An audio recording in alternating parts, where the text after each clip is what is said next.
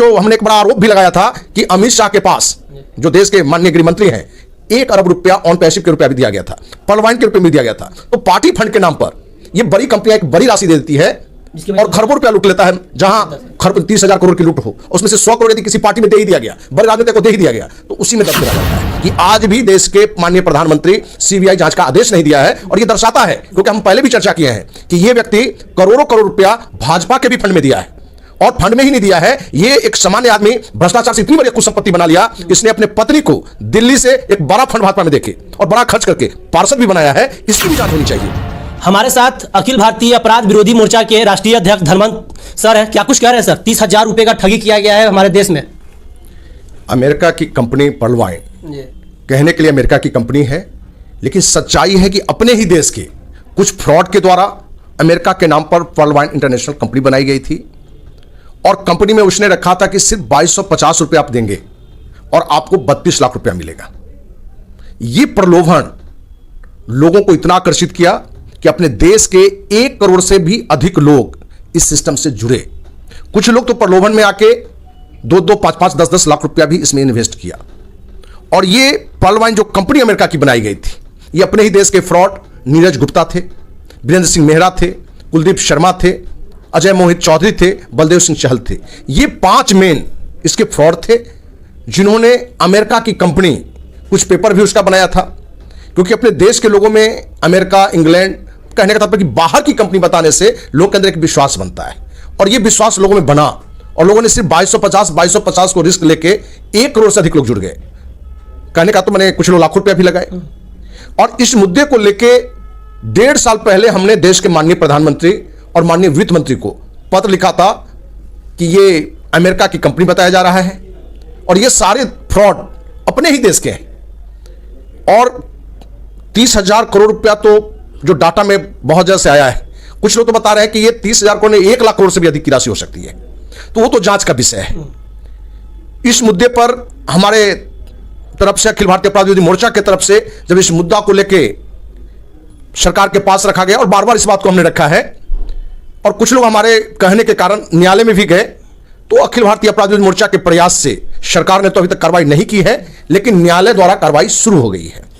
तो क्या कुछ लग रहा है इससे लाखों लोग प्रभावित हैं? कई लोग तो बहुत बड़े बड़े सपना भी देख लिए थे, उनका बहुत बड़ा बड़ा अमाउंट भी इसमें लग गया था। अभी तक सरकार के द्वारा इसमें किसी तरह कोई कार्रवाई नहीं किया जा रहा है, और ये काफी दिनों से इसी तरह से चला रहा है। अखिल भारतीय अपराध विरोधी मोर्चा के होने के नाते आपका क्या कुछ इस पर प्रतिक्रिया है? देखिए, अखिल भारतीय अपराधी मोर्चा का स्थापना काल से ही संदेश रहा है कि गांव का एक सामान्य व्यक्ति हो या देश का प्रधानमंत्री, राष्ट्रपति ही भ्रष्ट क्यों ना हो, उच्चतम न्यायालय का मुख्य न्यायाधीश ही क्यों ना भ्रष्ट हो, उसके खिलाफ भी कोई बात होती है तो उसके खिलाफ अभियान चलाना है, संवैधानिक तरीके से चलाना है। अब तो जनता की अदालत भी हमने शुरू की है, जिसके तहत कि किसी के साथ कोई अन्याय हो रहा हो, कोई भ्रष्टाचार हो, जुल्म हो रहा हो, आप अखिल भारतीय अपराधी मोर्चा को जानकारी दे सकते हैं, और आपके मुद्दे को लेकर हम देशवासियों के बीच में आएंगे। और इस मुद्दे पर आप मीडिया के माध्यम से हम कहना चाहेंगे कि आज भी देश के माननीय प्रधानमंत्री सीबीआई जांच का आदेश नहीं दिया है, और यह दर्शाता है, क्योंकि हम पहले भी चर्चा किए हैं कि यह व्यक्ति करोड़ों करोड़ रुपया भाजपा के भी फंड में दिया है, और फंड में ही नहीं दिया है, ये एक सामान्य आदमी भ्रष्टाचार से इतनी बड़ी कुछ संपत्ति बना लिया कि इसने अपने पत्नी को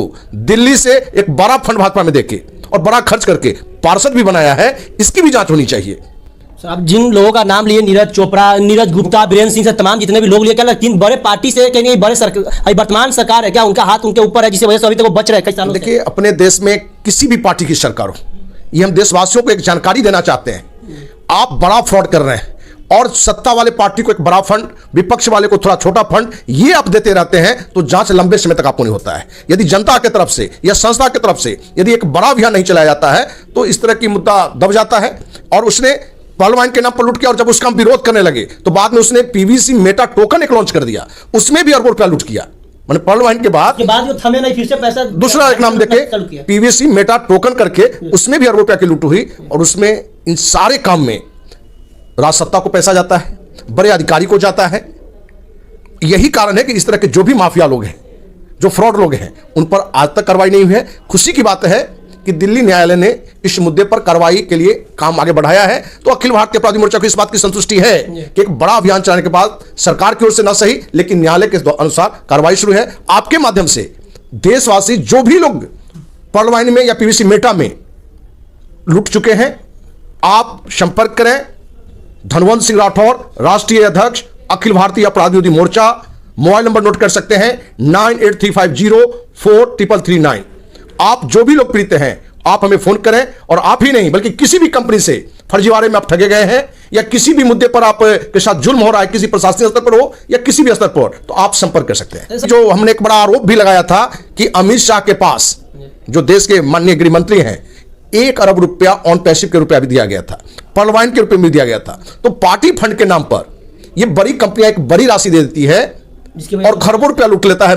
जहां खरब 30,000 करोड़ की लूट हो, उसमें से 100 करोड़ यदि किसी पार्टी में दे ही दिया गया, बड़े राजनीतिक को दे ही दिया गया, तो उसी में दब के रह जाता है। और कार्रवाई या बड़ा आंदोलन इसलिए नहीं हो पाता है, मान लीजिए कि 1 करोड़ लोग का पैसा फंसा हुआ है, 2250 या किसी का बड़ा रकम, ये अलग अलग होने के कारण एकजुट नहीं हो पाते हैं। इस मुद्दे को लेकर कोई लड़ने वाला नहीं होता है। लोग सोचता है चलो 2250 गया, 10,000 गया, 50,000 गया, छोड़ो हम आगे बढ़ते हैं।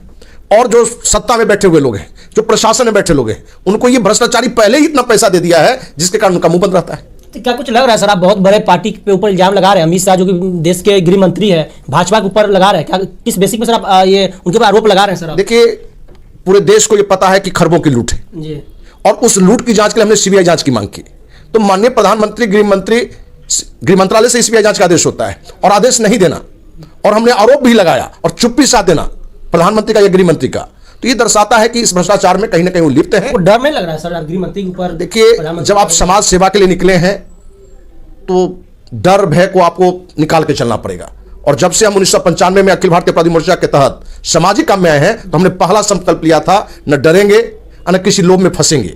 और जिसके अंदर ये दोनों न हो, तो सबको पता है एक दिन मौत है, तो मौत गलत का विरोध करते मरिए, न कि गलत का समर्थन करते हुए मरिए। तो इसलिए डर की कहीं कोई बात नहीं है।